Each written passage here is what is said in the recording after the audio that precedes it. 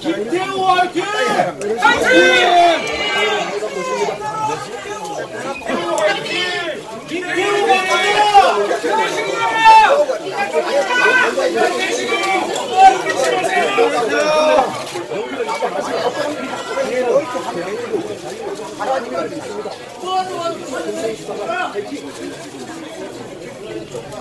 김태우 김태우 힘내라!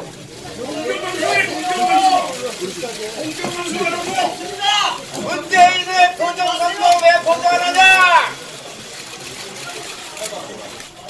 자기 쳐서 정권 잡은 문재인 사태. 김태우 화이팅!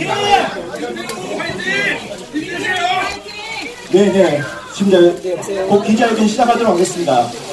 오늘 너무 많이 오셔가지고 제가 이제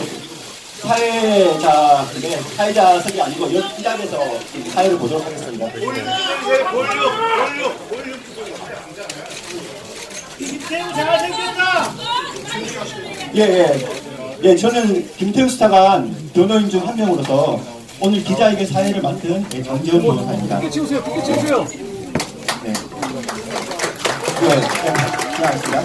오늘 이렇게 기자회견을 하게 된 이유는 공익제보자인 김태우 수사관이 비리 혐의자로 매도당하고 있는 작품의 상황을 소홀할 수 없었고 언론에 보도된 내용 중 사실과 다른 부분은 공식적인 자리에서 이를 바로잡아야 할 필요가 있다고 생각되어 이렇게 자리를 마련하게 되었습니다. 기자회견 순서는 먼저 김태우 수사관이 공식 기자회견문을 낭독하고 그 이후에 기자님들이 궁금해하는 사항에 대해 질의응답 시간을 갖도록 하겠습니다. 그리고 오늘 기자회견에서 김태우 수사관이 알고 있는 사안이라든가 내용들을 전부 알려드리는 시간 관계상 어렵기 때문에 주요 내용 위주로 말씀드릴 것임을 알려드리고 나머지는 차후에 다시 시간을 내서 말씀드리도록 하겠습니다. 예, 김태우 수사관 변호인입니다. 기자회견을 진행할 텐데요. 김태우 수사관이 본인이 직접 기자회견문을 작성했고 오늘 발표를 할 것입니다. 장내에 계신 우리 기자분들 그리고 일부 시민들도 계시는데요. 가급적이면 김태우 수사관의 이 말에 귀를 기울여 주셔야 합니다. 그렇기 때문에 어떤 기자회견 도중에 연호를 하시거나 좀 소란해지는 일이 생기면 우리 기자회견에 그게 도움이 안 됩니다. 그래서 김태우 수사관을 성원하신다면 정숙하게 좀 경청을 해주시기를 부탁드립니다. 간단하게 취지를 말씀드리면 김태우 수사관은 공익신고자로서의 신분을 가지고 있음에도 불구하고 법적인 보호를 받지 못했다.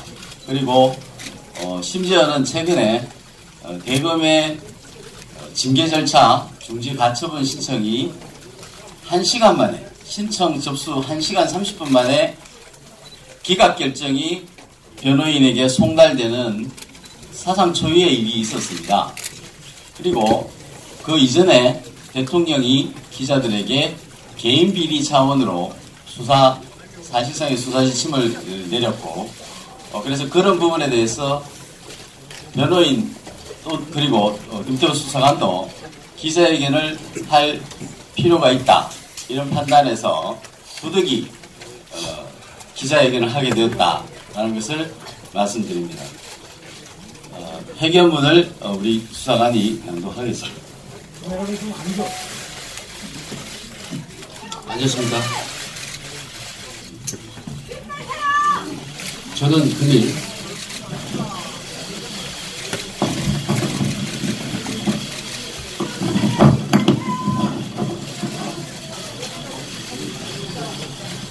저는 금일 2018년 12월 14일자 SBS 8시 뉴스를 시작으로 제가 제보하였던 일련의 상황에 대하여 제보 내용의 정확성을 확인드리고 그에 대하여 올바른 평가를 바라는 마음에서 이 자리를 마련하게 되었습니다. 저는 청와대 특감반에서 3개 정부 연속으로 근무하면서 친여, 친야를 가리지 않고 비리가 포착되면 집중적으로 첩보를 생산하는 자세를 견지하여 왔습니다. 눈치를 보며 일을 할 것이면 검찰 수사관을 진작에 그만두었을 것이며 이 길을 걸어오지 않았을 것입니다.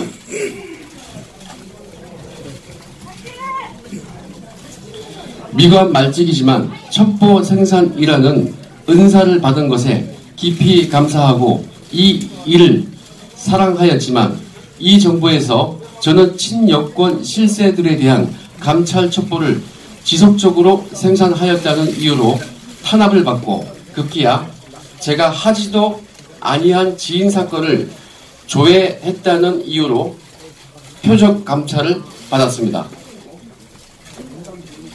청와대는 제가 지인 사건을 조회하지 아니하였음을 알면서도 그것을 빌미로 저를 쫓아내기 위하여 불법적인 휴대폰 감찰을 벌였고 제가 동의하지도 아니한 부분에 대한 별건 휴대폰 포렌식 자료를 활용하여 저를 범죄자로 낙인 찍어 언론에 유포하였습니다. 이에 대하여 대통령님의 가이드라인 제시 이후 그 다음날 저는 해임 처분되었고 저와 변호인들이 징계 처분에 대한 가처분을 행정법원에 제기하였지만 16페이지에 이르는 소장을 접수한 지 단 1시간 만에 기각되는 초유의 사태가 벌어졌습니다.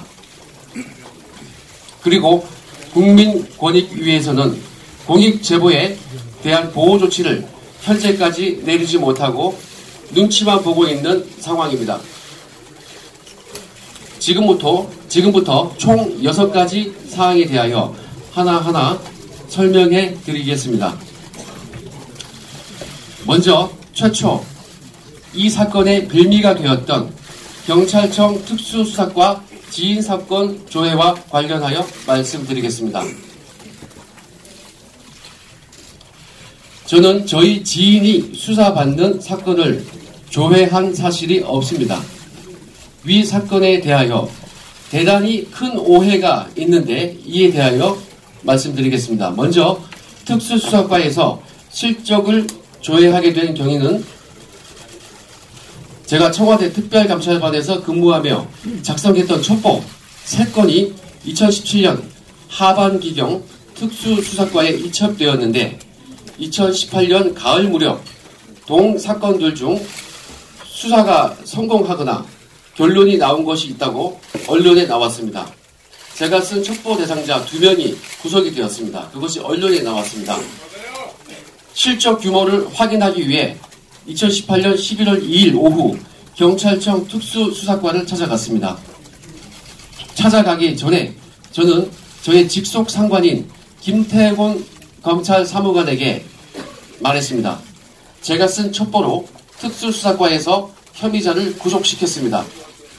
라며 언론 기사 출력물을 보여주니 김태곤 사무관은 특감반 연말 실적을 확인하여 수석님께 보고해야 하니 한번 알아봐라 라고 지시하였습니다. 본인의 경우 검찰 사무관 특별 승진의 실적에 크게 도움될 사안이라서 승진을 위해서라도 실적을 확인해야 하는 상황이었습니다. 이에 경찰청 특수수사과 출신 박모 형사에게 제가 부탁하기를 특수수사과 관리반에 특감반 실적 조회하러 갈 것이니 미리 전화 예약을 해달라고 하고 11월 2일 오후에 찾아갔습니다. 관리반장 김모 경감에게 저는 특감반에서 이첩시킨 첩보 3건에 대하여 조회를 의뢰하였는데 당시 저는 어떤 첩보인지 말로 얘기한 적도 없습니다. 그냥 제가 작성한 첩보의 이첩 표를 건네주었고 김 경감이 하나씩 조회하여 그 결과를 자필로 빨간 펜으로 기재하여 준 것입니다.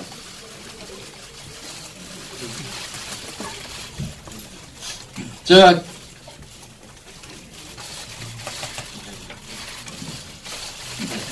추후에 그 이첩표를 기자님들에게 배포를 해줄 것인데요.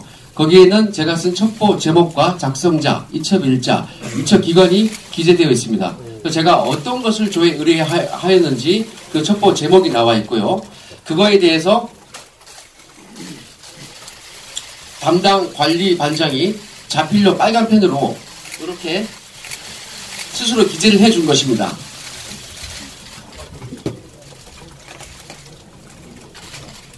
요 표 밑에 이 표와 파란 글씨만 제가 가져갔던 것이고, 이거를 보고 아예 건네줬습니다. 그리고 그 김경감이 이걸 보고 자발적으로 빨간 글씨와 같이 자필로 기재를 해준 것입니다.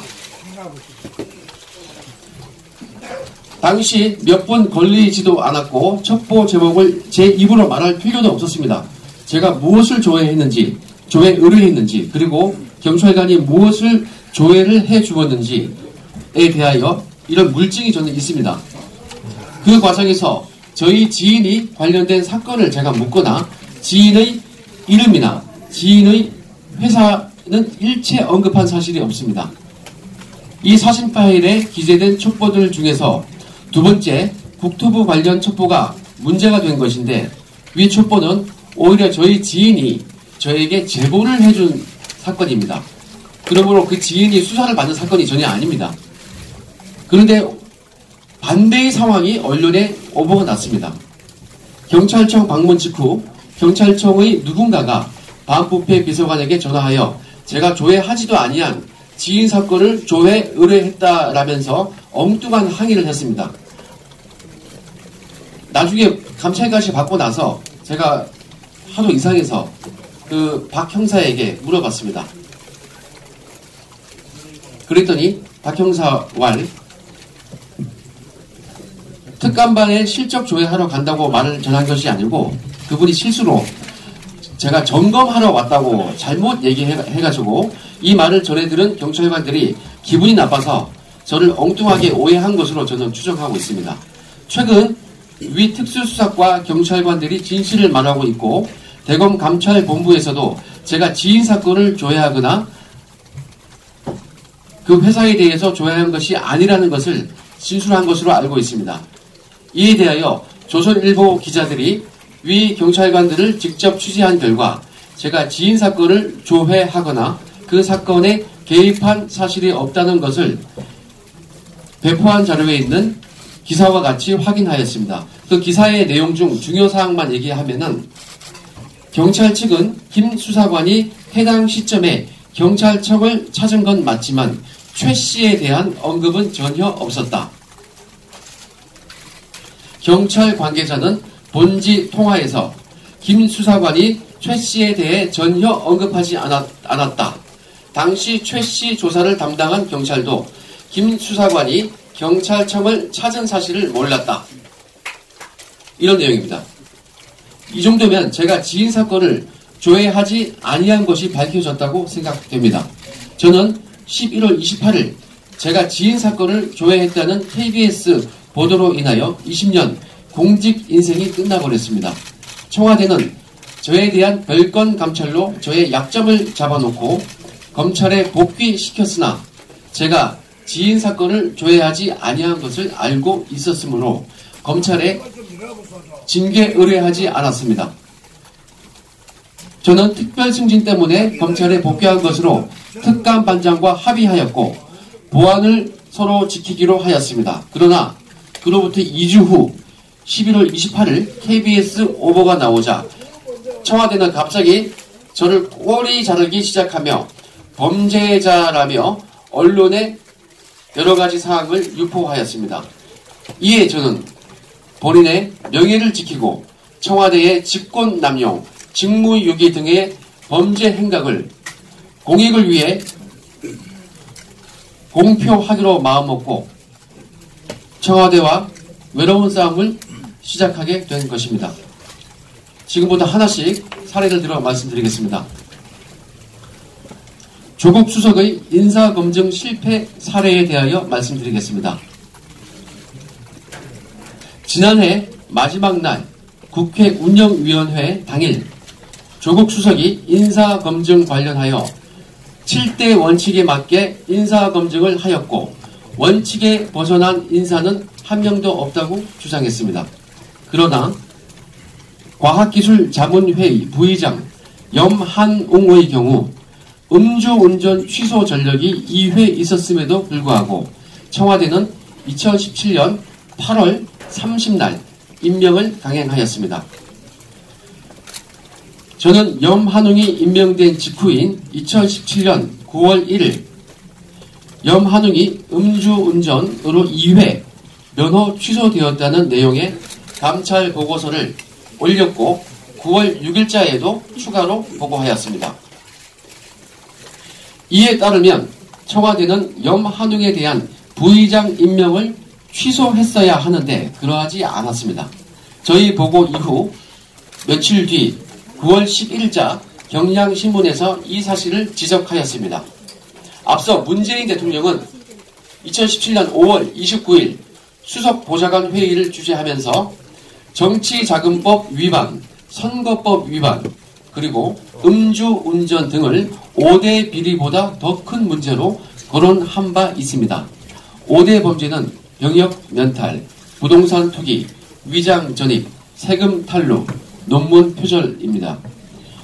염한웅의 음주운전 전력은 정지도 아닌 취소만 2회였습니다.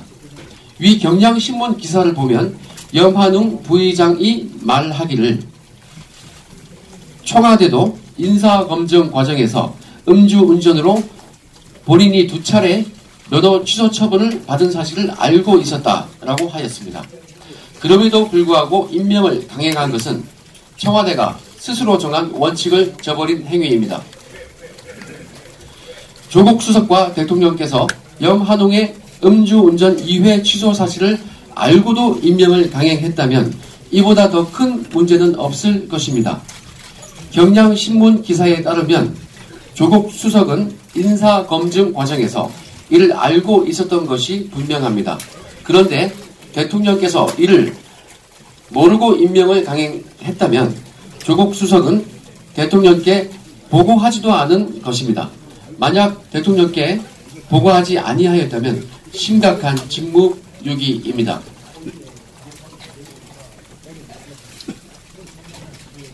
제가 최초로 공익 제보했던 우윤근 대사 사건의 경우에도 이와 비슷했습니다. 저의 감찰 보고서를 박형철 비서관으로부터 전해 들은 조국 수석은 비서관에게 확실하냐고 물었고 확실하다는 비서관의 대답에 조 수석이 임종석 비서실장에게 보고하자 임 실장이 사실로 확인되었으니 대책을 당부해야겠다라고 말했습니다. 이 부분은 언론에도 나와 있듯이 서로 임 실장과 우윤근 대사가 말이 맞지 않아서 보고받지 않았다는 임 실장의 말과 달리 우 대사는 임 실장과 통화를 했다고 시인한 바 있습니다. 그럼에도 불구하고 조치는커녕 비서관은 특감반장을 통하여 저에게 보안을 잘 지키라고 하였고 그로부터 한 달도 되지 않아 우윤근이 러시아 대사로 임명되었습니다. 이것도 염한웅 건과 마찬가지입니다. 수석과 비서실장, 대통령께서 이를 모두 알고도 임명을 강행하였다면 정말로 큰 문제이고 대통령께서 모르셨다면 수석과 실장은 대통령에게 보고도 하지 않고 눈과 귀를 가린 것입니다. 인사와 관련하여 제가 올린 감찰 보고서는 모두 묵살되었는데 그 대상자를 말씀드리면 우윤근 러시아 대사, 염한웅 부의장, 김상균 철도시설공단 이사장이 대표적입니다. 이번 정부의 인사검증 또는 감찰 과정에서는 공통점이 하나 있습니다. 바로 대상자 또는 감찰 혐의자에게 혐의 내용을 직접 물어보는 것입니다. 잘못한 사람이 예, 제가 잘못했습니다 라고 스스로 시인하는 경우가 얼마나 있겠습니까?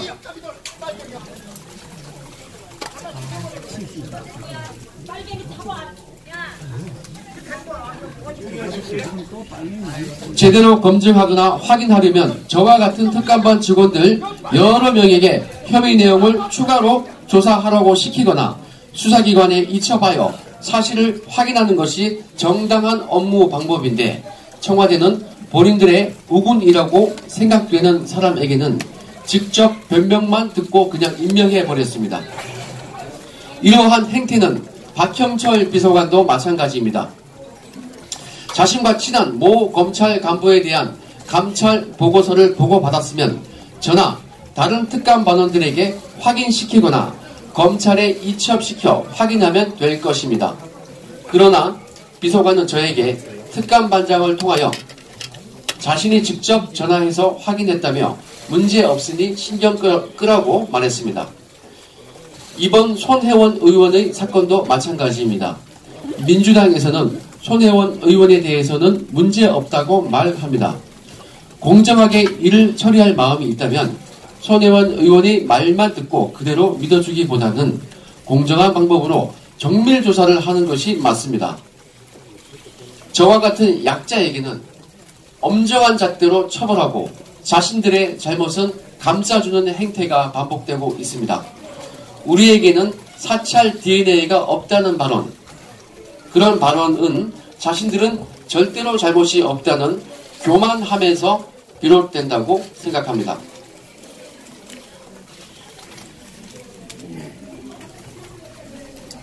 청와대 민정수석실의 국가예산 횡령에 대하여 말씀드리겠습니다. 2017년 7월 특감반 창설 직후 반부패 비서관은 이인걸 특감반장과 함께 특감반원들의 활동비 지원에 대하여 의논하였습니다. 특감반원들은 매일 외근 활동을 하며 출장을 다니기 때문에 활동비를 출장비 명목으로 매월 100만원 상당을 각 개인의 계좌로 송금해 주었고, 특활비 또는 특정 업무 경비로 기억되는데요. 현금 40만원을 봉투에 넣어서 직접 개인별로 지급하였습니다.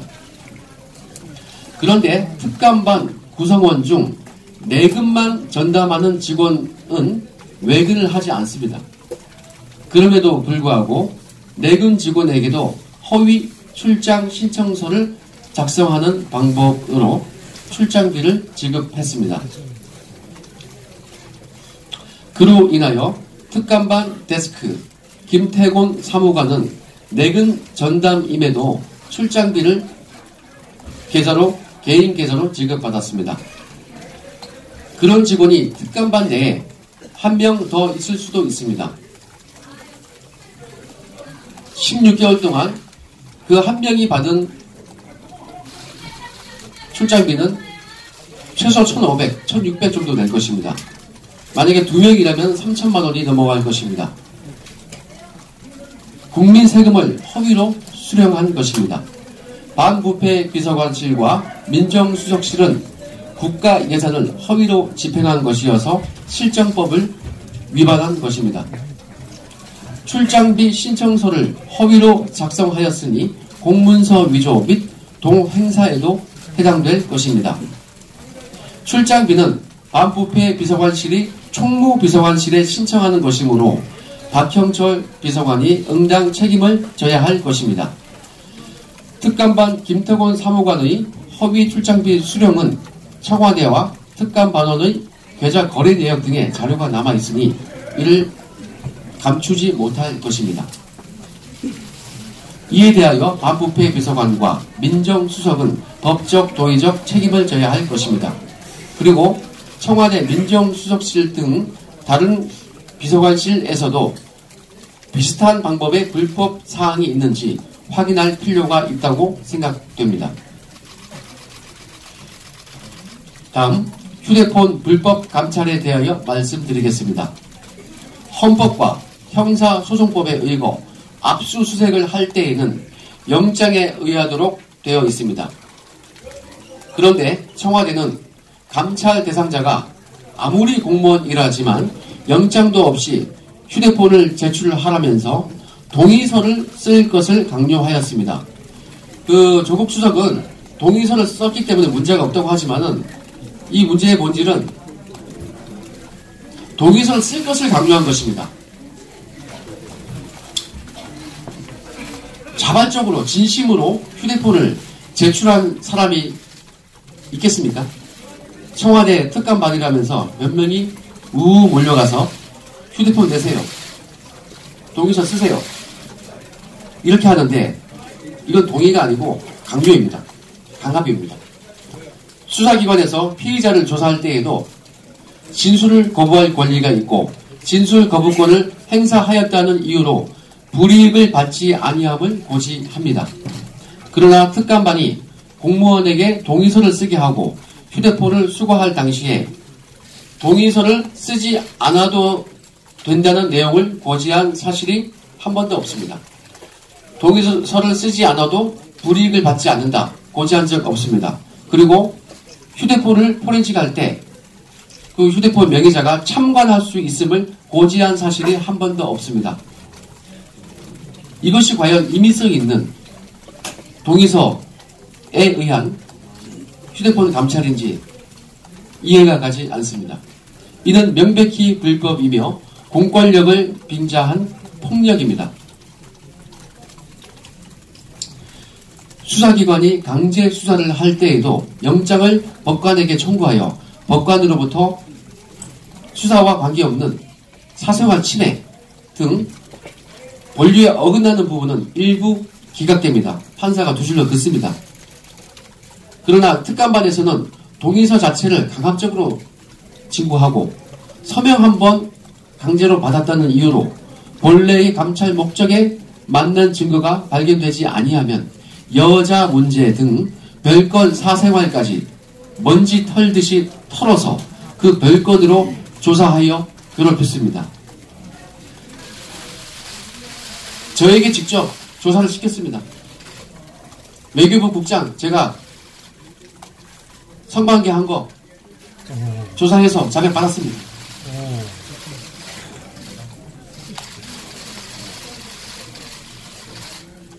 저에게 그러한 일을 시켰습니다. 그러한 별건 여자 문제로 징계 조치까지 하였습니다.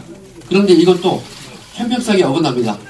모 국장은, 잘 나가는 국장은 그냥 아프리카 인근의 대사로 정보 조치만 하고 어떤 사람은 그 사람은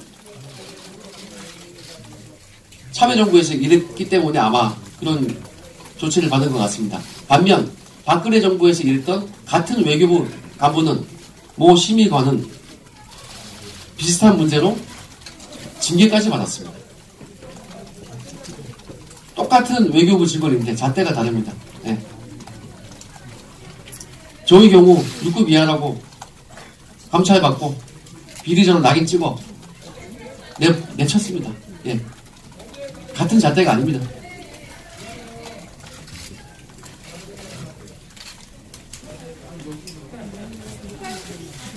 저도 청와대에서 쫓겨난 당시 똑같은 방법으로 당했습니다. 원치 않는 동의서를 임의성 없이 썼고 동의에 대하여 거부권을 고지받지 못했습니다. 포렌식 할 당시 저 같은 사람도 참관권을 고지받지 못했습니다. 별건 감찰을 받았습니다. 제가 징계받았던 골프 향응 수수 등의 자료는 모두 위와 같이 별건 휴대폰 감찰, 불법 감찰에서 나온 포렌식 자료였습니다. 이는 제가 포렌식을 동의하지 아니한 부분에 대한 불법 자료입니다. 저는 최초 경찰청 조회권 때문에 감찰을 받은 것인데 제가 지인 사건을 조회했다는 물증이 나오지 아니하자 제 휴대폰 기록에 남아있던 별건 골프 등을 문제 삼아 별건에 불법 감찰을 하였던 것입니다.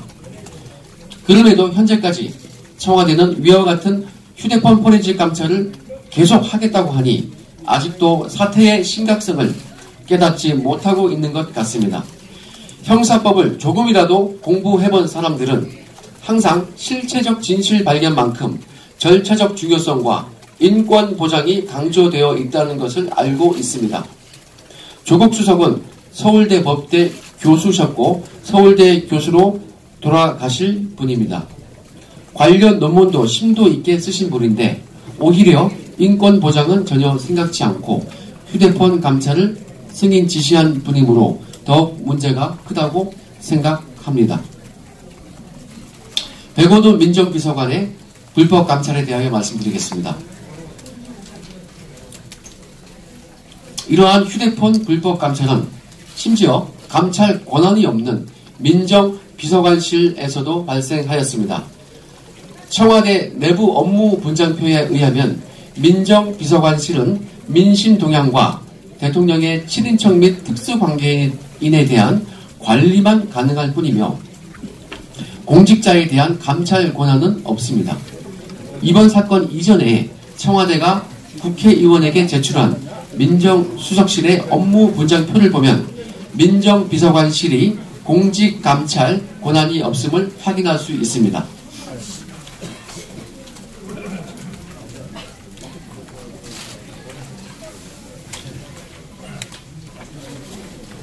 이것은 제가 저희 지인을 통하여 입수한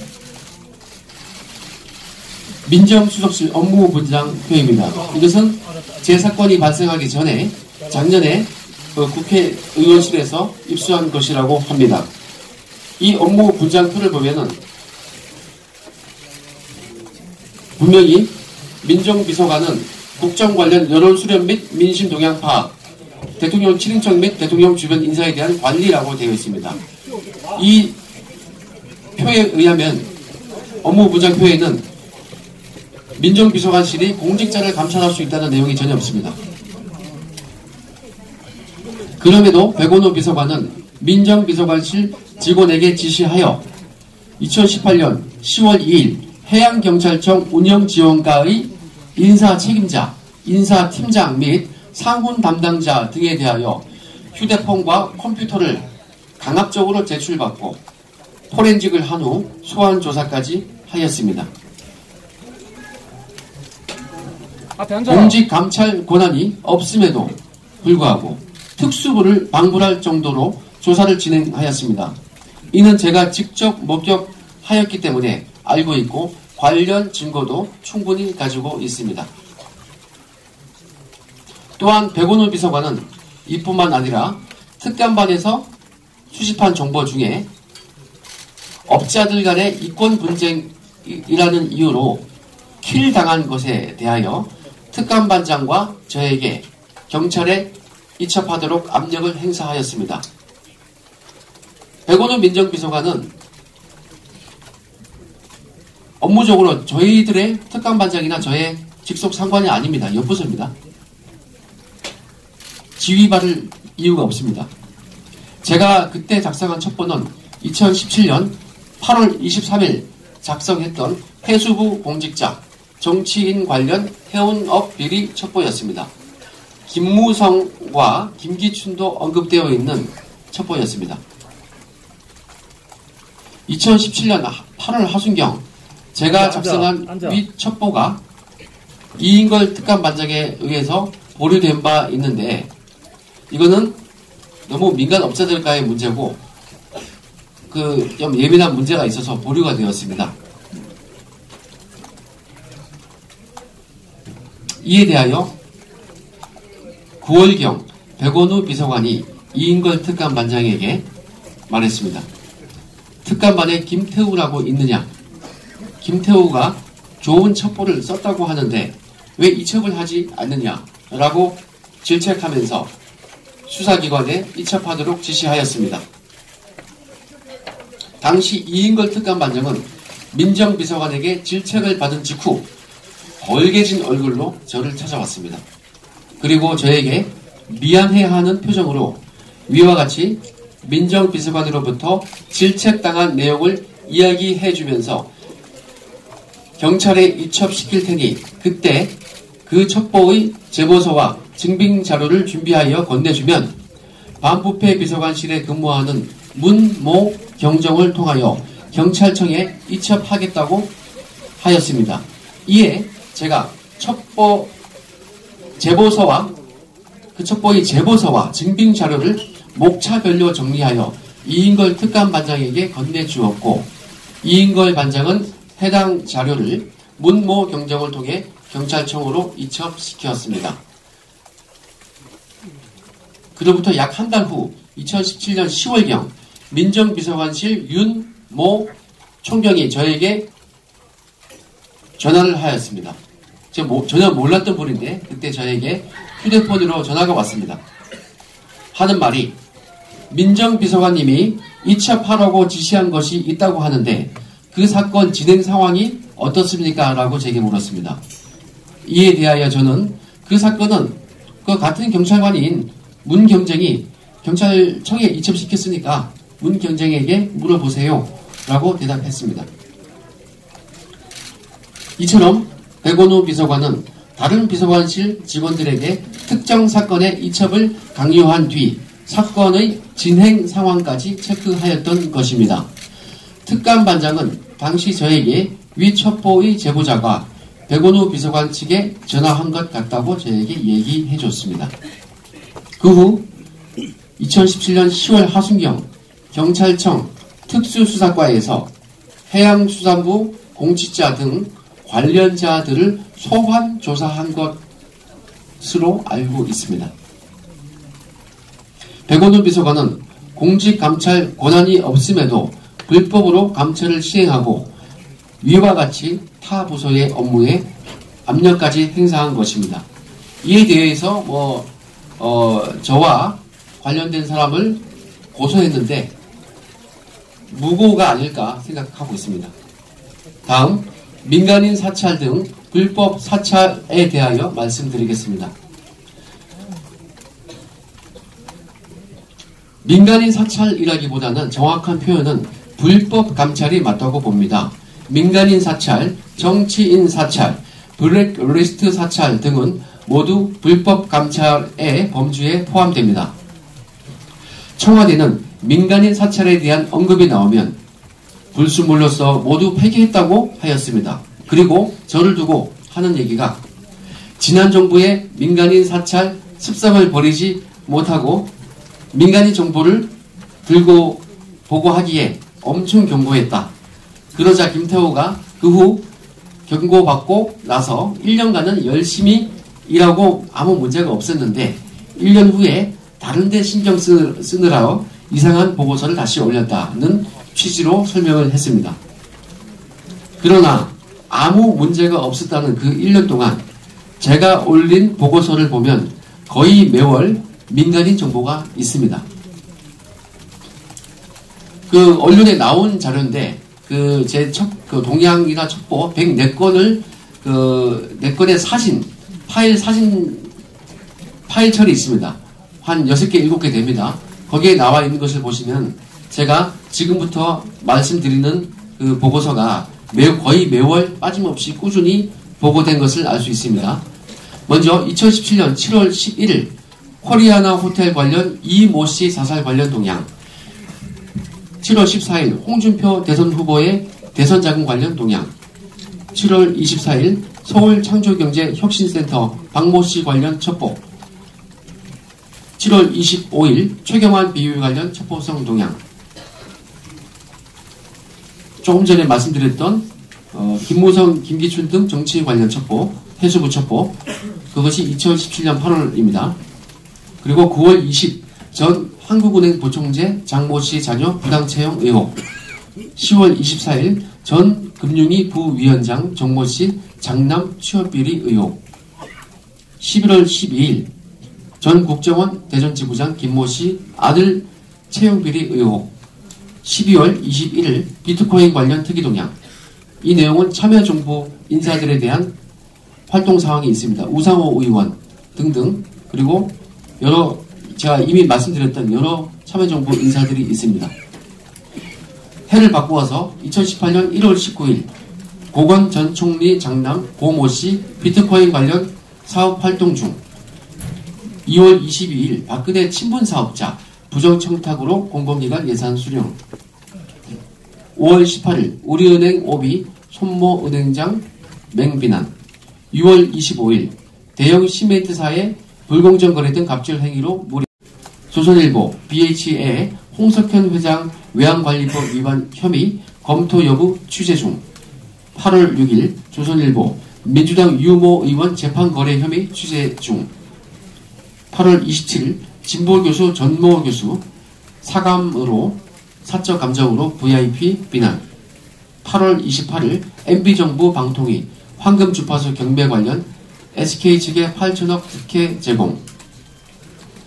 이상과 같이 1년간 아무 문제 없이 민간인 정보를 쓰지 않았다는 청와대 해명과는 달리 1년 동안 거의 매월 민간인 또는 정치인 관련 동향과 첩보를 다수 작성하였습니다. 그리고 그들은 사전에 보고받고 보고서를 쓸 것을 지시하고 다시 보고받았습니다. 그리고 청와대는 제가 과기정통부를 지원한 2018년 8월 말부터 한 달간 근신처분을 주었다고 얘기했습니다. 그러나 저는 한 달간 근신을 받은 사실이 없습니다. 한 달간 근신을 받았다면 그 8월 말부터 9월 말까지 아무런 실적이 없어야 합니다. 그런데 저는 그 기간 동안 무려 13건의 감찰 보고서를 작성했습니다. 이것은 제가 말씀드렸던 그 동양 파일 철의 그 휴대폰으로 촬영한 파일에 있습니다. 감찰 보고서는 매주 한 건 보고하는 것이 저희 기본 임무임을 볼 때 저는 그 근신이라고 하는 기간 동안 무려 4배가 넘게 많은 일을 한 것입니다. 이러한 상황만 보더라도 청와대의 해명이 거짓임을 알 수 있습니다. 그들은 매달 지시 및 승인의 방법으로 저에게 보고서를 받아왔고 심지어 매월 경력금도 10만원씩 저에게 더 지급해 주었습니다. 그리고 매월 회식 때 박형철 비서관은 저에게 우병우에게 쫓겨난 것에 대하여 한을 풀라, 원 없이 일해라고 하면서 오히려 저의 활동을 독려하며 저의 보고서에 대해 만족해 하였습니다. 그리고 가는 곳마다 김태호 팀장이 우리 전력의 절반 이상이다, 이렇게 저를 칭찬하고 다녔던 시기입니다. 그럼에도 임종석 실장과 조국 수석은 국회 운영위원회에서 보고받은 사실이 없다며 거짓 진술한 것입니다. 그러나 청와대는 이미 민간인 정보를 수집하고 보고받은 것을 언론을 통하여 상당수 시인하였습니다. 청와대는 제가 2018년 6월경에 작성하여 보고했던 대형 시멘트사의 불공정 갑질 행위 관련 첩보에 대하여 공정거래위원회에 이첩했다고 설명했습니다. 정모 전 금융위 부위원장의 아들 채용 비리 의혹 보고서에 대하여도 금감원에 이첩했다고 말했습니다. 박모 서울창조경제혁신센터장의 비리 첩보도 대검찰청에 이첩했다고 말했습니다.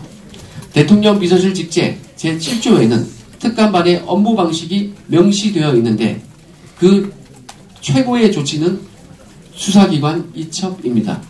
즉 청와대는 저의 민간인 관련 보고를 받고 사정기관에 이첩한 것인데 한마디로 이는 민간인을 조사하라고 하명을 하는 최고의 조치인 것입니다. 민간인 첩보가 그들의 말대로 불순물이라면 폐기해야지 왜 조사하라고 이첩을 시킵니까? 민정수석실의 수장은 조국 수석입니다. 타 기관으로 이첩하는 것은 반부패 비서관이 독단적으로 자의적으로 결정하지 못합니다. 수장인 민정수석에게 보고하여 승인을 받아야 이첩할 수 있습니다. 이상의 사실로 볼 때 조국 수석은 민간인 첩보를 모두 보고받고 이첩하도록 승인 결재해준 것입니다. 청와대는 민간인 보고서를 이첩했다고까지 시인했으니 민간인 사찰을 시인한 것입니다. 추가로 비트코인 관련 참여정부 인사들에 대한 정보 수집은 반부패 비서관이 자신이 직접 지시한 것임을 언론을 통하여 명확히 밝혔습니다. 민간인 사찰을 지시하였다는 것은 이인걸 특감반장이 주식회사 공항철도 첩보를 저에게 건네주면서 조사를 지시한 점에서도 명확히 확인됩니다. 이인걸 특감반장은 공항철도 첩보 확인을 지시하였다는 것을 언론을 통하여 시인하였고 당시 공기업으로 착각했다는 말도 안 되는 변명을 하였습니다. 특감반장이 저에게 건네준 공항철도 첩보 내용은 한 장짜리라서 매우 간단합니다. 첩보 내용에 민간인 사장이 공항철도 사장이 노래방 도우미 접대를 받은 것까지 나오는데 그런 것까지 저에게 확인하라고 지시했다는 것을 시인한 것과 다름없습니다. 특감반장이 업무를 지시하면서 자신이 읽어보지도 않은 보고서를 저에게 주면서 지시하지는 않았을 것입니다.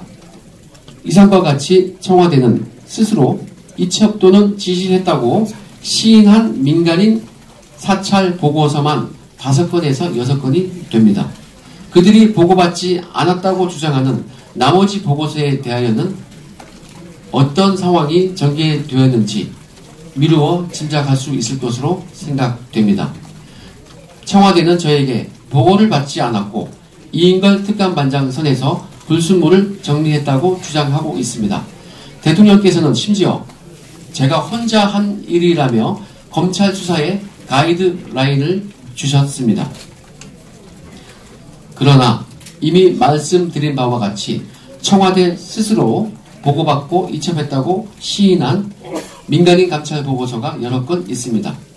공공기관 블랙리스트 관련 불법 감찰 부분은 현재 동부지검에서 수사가 진행되고 있으니 그 부분은 금일 언급하지 않겠습니다. 민정수석은 특별한 일이 없는 한 매주 특감반이 작성한 5건의 동향 보고서를 반부패 비서관으로부터 보고받았습니다. 16개월간 최하 300건의 보고서를 받았을 것입니다. 저희가 매주 올리는 동향 보고서는 민정수석이 읽어보는 신문과 비슷하였던 일상적인 업무였기 때문입니다. 두꺼운 첩보도 이첩하는데 한 장짜리 동향은 매주 받는 것이기 때문에 분명히 읽어봤다고 저는 봅니다. 과연 특감 반장이나 반부패 비서관에게 보고할 목적으로 그렇게 많은 보고서를 작성했을까요? 이것은 수장인 민정수석에게 보고하는 것입니다. 조국 수석이 코리아나 호텔 사장 배우자 자살 관련 동향 등 조선일보 관련 동향 3건 그리고 홍준표 후보와 관련된 대선자금 모금 시도 동향을 안 읽어봤겠습니까? 보안이 보장되는 은밀한 그런 보고서를 안 읽어봤겠습니까? 제가 보고했던 이상의 모든 것은 사전에 이인걸 특감반장의 허락과 지시하에 정식 보고서로 작성된 것입니다. 민간인 사찰, 정치인 사찰, 공공기관 블랙리스트 등 보고서의 존재 자체가 그들이 저에게 지시하고 보고받았다는 중요한 물증입니다. 그 외 2018년 8월 저는 이인걸 반장의 지시 및 승인을 받고 대북 사업 동향을 보고한 사실이 있습니다. 이는 송영길 의원과 관련된 부분입니다. 송영길 의원이 북방경제위원회 대북 경협 사업을 주도하는 대통령 직속 기구의 위원장이었는데 그때 대북 관련 사업자인 자신의 측근 송모 씨를 특별보좌관으로 앉히고 북한 모래 채굴 사업을 독점적으로 확보하여 송모 씨에게 일감을 몰아주려 한다는 내용이었습니다. 아주 예민한 내용이라 걱정하며 사전 보고를 했는데 특감반장이 흔쾌히 쓰라고 하여 보고한 내용입니다. 위 내용도 당연히 조국 수석에게 보고되었을 것입니다. 또한 수석의 윗선에게도 보고되었을 것으로 생각합니다. 그 다음 불법 감찰의 핵심 키 저희 특감반 데스크였던 검찰사무관 김태곤과 관련하여 말씀드리겠습니다.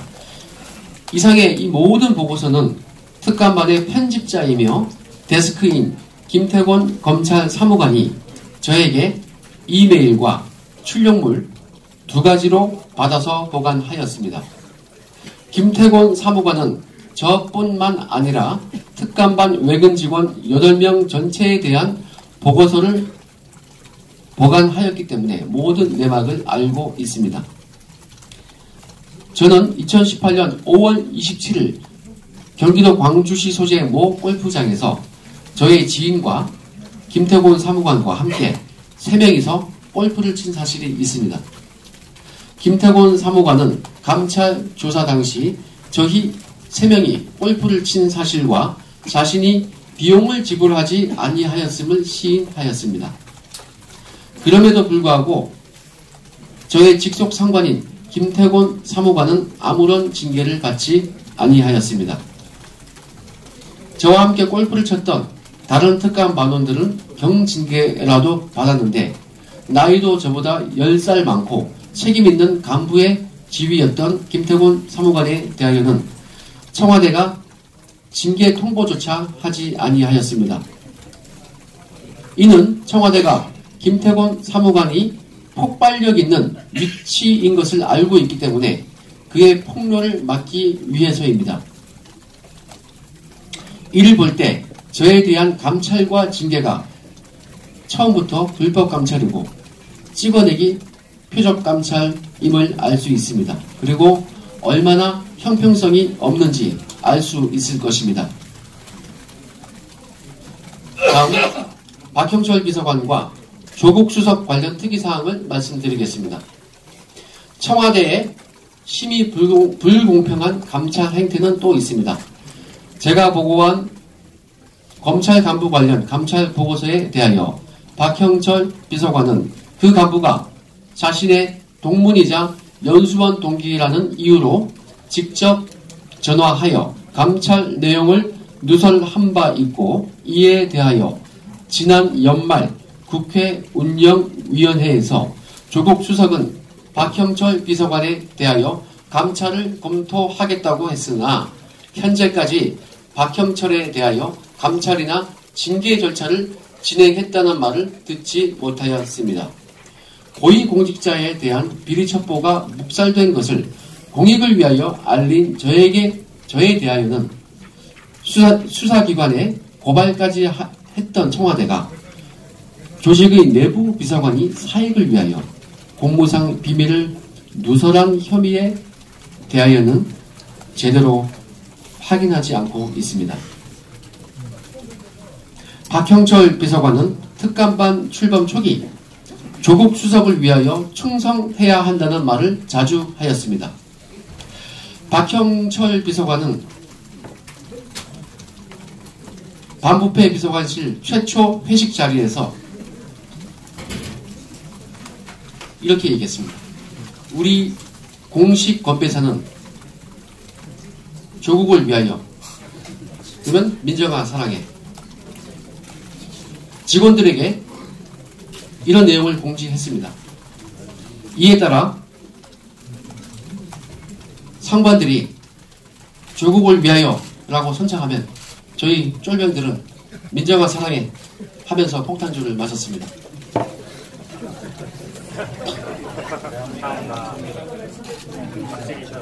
박형철 비서관은 조국 수석에 대한 충성을 강조하며 심지어 임종석 비서실장에 대한 비리 정보도 가져오라고 하였습니다. 업무 감찰 범위는 맞습니다. 국민을 위하여 충성한 것이 아니라 직속 상관에게 충성한 것입니다. 저는 직속 상관이 아닌 국민을 위하여 친여, 친야를 가리지 않고 비리가 포착되면 즉시 확인하여 보고하였던 것인데 그로 인하여 저는 감찰과 징계라는 무자비한 폭력을 당하였던 것입니다. 박형철과 저 중에서 누구를 징계하는 것이 공정한 것인지 제대로 심판되어야 할 것입니다. 다음, 본인에 대한 청와대 측의 모욕 및 명예훼손 행태에 대하여 말씀드리겠습니다. 윤영찬 전 수석은 저를 두고 그 유명한 미꾸라지라고 비하하였고, 특히 민주당 홍익표 수석 대변인은 저를 두고 꼴뚜기로 비유하며 조롱하였습니다. 개인적으로 저희 모친께서는 그 방송을 보고 알아누우셨습니다.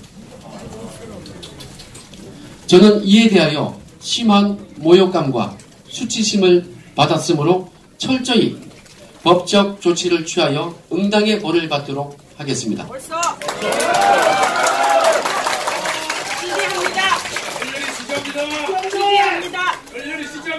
하지만 만약 그들이 지금이라도 저에게 진심으로 용서를 구한다면 통 크게 받아들일 용의가 있습니다.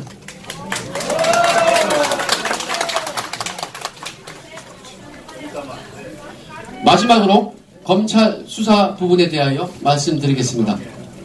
첫 번째, 동부지검 고발 사건 관련하여 말씀드리겠습니다. 저는 제가 공표한 청와대의 불법 행위에 대하여 서울 동부지검에서 사실상의 고발인 자격으로 수회 조사를 받았습니다. 열심히 진행하고는 있으나 한편으로는 이인걸, 박형철, 조국, 임종석에 대한 개인 휴대폰을 왜 압수수색하지 않았는지 의문이 가는 것은 사실입니다. 그들은 벌써 휴대폰을 바꾸거나 증거를 인멸했을 가능성이 높습니다. 만약 그들이 떳떳하다면 휴대폰을 바꾸지 않았을 것입니다. 현재 혹은 수사를 받을 시 그들이 휴대폰을 바꾸었거나 무언가 삭제하였다면 객관적으로 매우 의심스러운 상황입니다. 저는 이 휴대폰 감찰에 대해서 경험이 많습니다. 하지만 저는 청와대에서 제 지휘사건 조회 부분에 대하여 감찰을 받을 시 떳떳했기 때문에 제 휴대폰을 버릴 수 있었음에도 불구하고 그냥 제출했습니다. 근데 약속을 지키지 않고 별건 감찰을 했던 것이죠. 만약 그들이 휴대폰을 바꾸었거나 삭제하였다면 객관적으로 의심스러운 상황입니다. 사랑하는 저의 친정 검찰에서 특검까지 갈 필요도 없다는 것을 보여주시길 바랍니다. 끝까지 최선을 다하여 엄정히 수사해 주시기를 촉구합니다. 그 다음 수원지검 피고발 사건에 대하여 말씀드리겠습니다. 수원지검에서는 제가 청와대로부터 공무상 비밀누설로 고발당한 사건을 수사 중에 있습니다. 비슷한 사안으로 2017년 7월 청와대 박수현 대변인이 공무상 비밀누설로 KBD의 문건이었죠. 서울중앙지검에 고발되어 있는 사건이 있습니다. 청와대의 공무상 비밀누설 혐의에 대하여는 고발된 지 1년 반이 지나도록 압수수색이나 기타 수사를 전혀 진행한 사실이 없습니다. 그러나 저에 대하여는 고발 직후 중앙지검 형사3부 제3호실을 압수수색하였습니다. 이는 현저히 형평성에 어긋난 것입니다. 저의 공무상 비밀누설 사건도 1년 반 뒤에 압수수색했어야 공정한 것이라고 생각합니다. 저는 해임당했지만 제가 오래 몸 담았고 열정을 다했던 저희 친정 검찰을 사랑합니다. 사랑하는 저희 친정에서 공정하게 수사해 줄 것을 기대합니다. 이상 청와대의 불법 행위와 관련하여 모두 말씀드렸고 기자회견을 마치면서 간단하게 한 말씀 드리겠습니다. 최근 저희 집 앞에 수상한 사람들이 소송되고 있습니다. 초인종을 누르고 그냥 간 경우도 있다고 합니다. 저는 만 6세와 앉아. 이제 각 2돌이 지난 아이들이 있습니다. 아내와 아기들이 불안에 떨고 있습니다. 해임도 되었습니다. 많이 불안합니다. 많은 분들께서 감시의 눈으로 지켜주셨으면 합니다.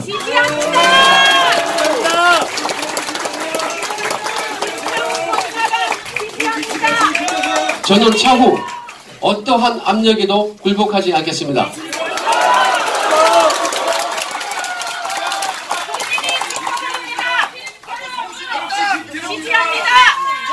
청와대 불법 사찰, 폭압적인 휴대폰 별건 감찰, 직무유기, 국회의원 하시오. 공무상 비밀 누설 등 범법 행위에 대하여 좌시하지 않고 끝까지 밝혀내도록 최선을 다하겠습니다.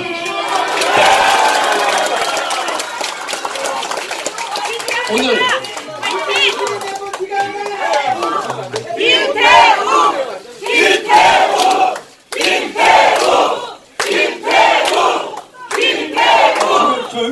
오늘 시간 관계로 모든 것을 말할 수는 없습니다.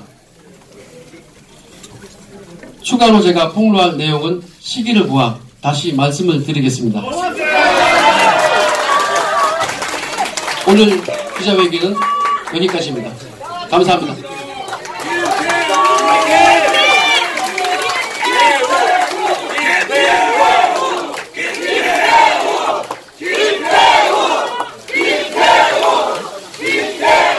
예, 잠깐 장례 좀 정돈을 하고요.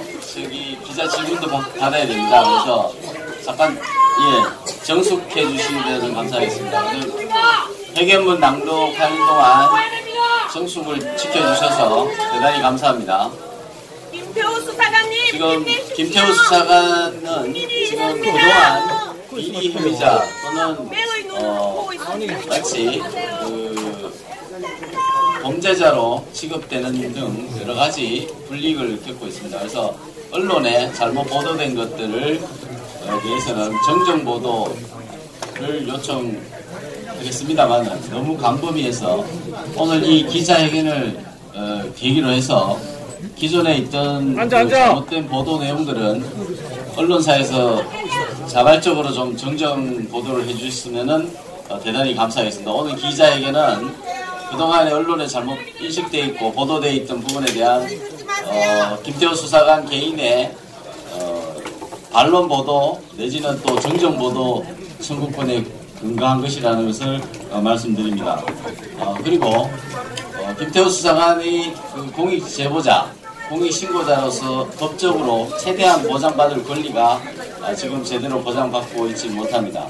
그래서 저희 변호인단은 공익신고를 받도록 할 생각입니다. 그래서 공익신고 센터를 운영하되 김태호 수사관과 관련된 부분에 대한 추가 제보도 받겠습니다. 그래서 저희가 이메일을 구두로 공지해 드리겠습니다. 영어로 public returner입니다. gmail.com입니다. 그래서 public returner입니다. 리터너. 제보를 부탁드리겠습니다. 그리고 기자들의 질문을 몇 분만 압축적으로 하고 질문은 1분 이로 필요 없어요. 맞아요. 기자는 간단하게 그래도 한두 분 정도 하셔야 되는데 질문을 장례를 정돈해 주십시오. 장례 좀 정돈하겠습니다. 장례 정돈해 주십시오. 잠깐만요. 오늘 이 기자에게는 시민들을 상대로 한 것이 아니고 우리 기자분들을 위해서 마련된 자리인 만큼 그렇게 뒤에서 목소리를 높이시면 도움이 안 됩니다. 그 목소리를 높이시는 거는 도움이 안 됩니다. 진정하세요. 김태호 수사관을 아끼시는 입장이면 진정하시고 기자들에게 기회를 주세요. 그렇게 하시면 안 됩니다. 좀 성숙된 시민의식으로 기자회견이 진행됐으면 합니다. 기자들에게 기회를 주세요. 제가 한 두세 분만 받겠습니다. 잠깐만요. 그분은 기자님 자격증이 안 된 것 같겠고요. 제가 볼 때는 기자분만 받겠습니다. 아니 시민들을 소속 빠지고 소속을 반드시 밝혀주십시오. 받아도 괜찮아. 유튜브로 다 나가고 있으니까 괜찮다고. 질문 받으라 그래. 예, 안녕하십니까. TV조선 황정민입니다. 혹시 특감반에서 유재수 전 국장의 휴대전화를 포렌식한 적이 있습니까? 제가 하지 않은 부분인데 포렌식해서 분석을 하고 조사를 했다는 것은 알고 있습니다. 그러면 문제됐던 비위가 직무상 영향력 행사였습니까? 아니면 품위 유지 위반 같은 사생활 문제였습니까? 제가 했던 내용이 아니기 때문에 다만 옆에서 조사를 진행했고 조사를 받았고 뭔가 문제가 있었다. 이 정도로 추상적으로 알고 있고 저희는 이제 제가 하지 않은 부분은 자세히 알기가 좀 힘듭니다. 예. 뭔가 문제가 있어서 조사를 받았고 예. 그러면 수사기관에 이첩되지 않은 이유를 뭐라고 보십니까? 저는 제 개인적인 판단에서는 제가 이미 아까 낭독할 때 말씀드린 바와 같이 잣대가 다릅니다. 우리 편이면은 감싸주고 남의 편이면은 철저히 찍어 누릅니다. 그러면 내용에 대해서 혹시 알고 계시다면 그 포렌식 결과에 금융회사 대표와의 스폰서 관계를 보여주는 내용이 있었습니까? 저도 그 정도로 추상적으로만 알지 자세한 내용은 제가 작성한 것이 아니라서. 예, 추상적으로 아시더라도 혹시 관련된 내용이 있었는지만 확인해 주시기 바랍니다. 뭔가 부적절한 것이 있었다는 걸로만 알고 있습니다. 다만 제가 한마디 드리면은 유재수에 대해서 뭔가 감찰적인 측면에 문제가 있어서 사표를 썼겠죠. 근데 그 처리 과정이 참 형평성에 어긋납니다. 그리고 청와대 측의 반응을 보면 유재수가 어떠한 혐의에 대해서 문제가 있었냐라고 기자님 같이 질문을 이미 했습니다. 그에 대해서 청와대 측에서 하는 말이 그것은 그분의 프라이버시다. 예, 이렇게 얘기했습니다. 예. 예, 그리고 국회에서 그 유재수 전 국장에 대한 자녀 유학비 대납 의혹이 제기됐었는데요. 저 아는 바가 없습니다. 죄송합니다. 예. 네, 이상입니다. 예. 지금 장난 좀 소란스럽고 하기 때문에 기자분들의 질문은 저희들이 우리가 갖고 있는 기자단의 그 자료를 공유하는 것으로 대신하는 게 좋겠습니다. 예. 오늘 기자회견은 저희 추가적인 자료나 이런 것들을 저희가 질문을 저희 변호인단이나 연락을 해주시면 오늘 그 회견문에 대한 것들을 공유를 하도록 하겠습니다. 회견문을 보내드릴 테니까 거기에 대한 질의사항이 있으면은 변호인 쪽이나 문의를 해주시면은 성실하게 답변하는 것으로 기자들의 질문은 가름하도록 하겠습니다. 오늘 기자회견을 이것으로 모두 마치는 것이 좋겠습니다.